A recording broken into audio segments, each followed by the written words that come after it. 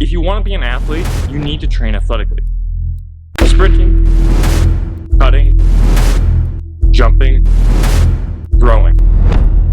The real question is, does your training achieve that? Most people just lift like a bodybuilder and then do some cruise mode cardio.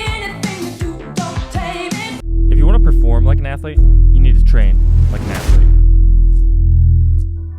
The first aspect of athleticism that we're going to focus on is mobility. Being able to access a wide range of positions is beneficial to optimize and expand your movement options. Bending, extending, twisting, and rotating is beneficial to give you more ranges that you can access when you need to.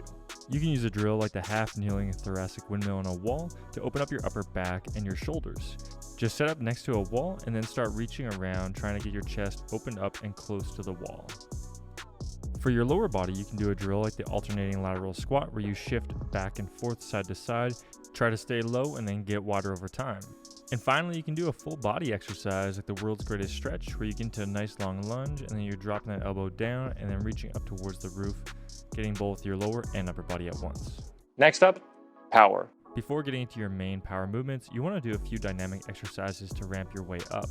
You can use A-skips, pogo jumps, and some lateral movements as a way to ramp your nervous system and be ready for hitting the power exercises. Now, there are tons of power exercises you can choose from, but at the end of the day, you want to do some kind of a jump, a throw, and a slam.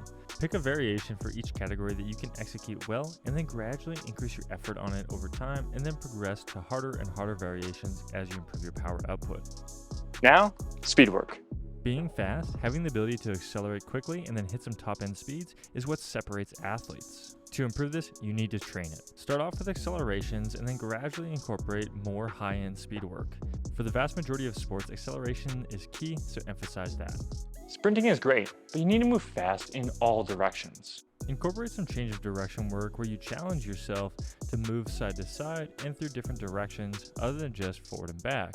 Regular exposure to this will not only help to facilitate you be a better athlete, but it also improve your ability to manage these loads when you get onto the field or a court. Once you finish up your speed work, it's time to transition into some heavy power training. Training the ability to move quickly against a resistance is very valuable. This can be done through heavy power training. The first demonstration here is a hang power snatch, which is a great option for a lot of athletes. You can do this with a barbell, or alternatively, if you're not ready for that, you can utilize a dumbbell and hang it between your legs and then do one arm at a time. Hang power cleans are another viable option. Some individuals don't find taking the dumbbell or a barbell overhead comfortable, so you can just bring it up to your shoulders and do this version instead. If you're using dumbbells, you can just bring them up to the sides of your shoulders and then back down. And then finally, if you don't want to do snatches or cleans, you can also just do weighted jumps. Here is a weighted box jump, but you don't have to jump onto the box. You can do this across any variation that you preference, even just weighted squat jumps. After heavy power training, it's time to go and lift some heavy weights. When you look at the characteristics that improve athletic qualities such as sprinting, jumping, and cutting, there are two key things: how much force you can apply and how quickly you can apply it.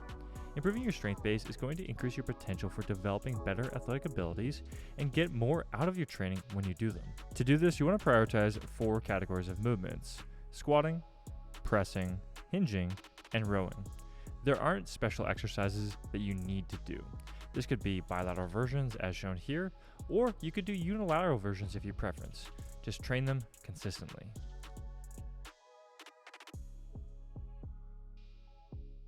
After your compound movements, it's time to transition into accessories. This is where you're gonna do some isolated work to build up weaknesses and improve your overall capacity. The exact accessories that you choose to do is going to depend upon what your deficits are. You should look at your injury history and also your sporting demands and identify what are the key things that don't get addressed with the rest of your training. If your sport requires that you do some high speed running, then you want to incorporate some sort of knee flexion exercise to make sure your hamstrings have a lot of capacity for that. Then, most people are going to benefit from doing some isolated trunk and rotator cuff work.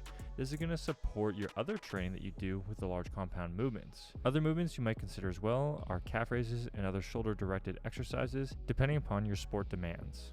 The last piece is conditioning. Developing a well-rounded cardio base is going to be beneficial to support your energy demands across your activities.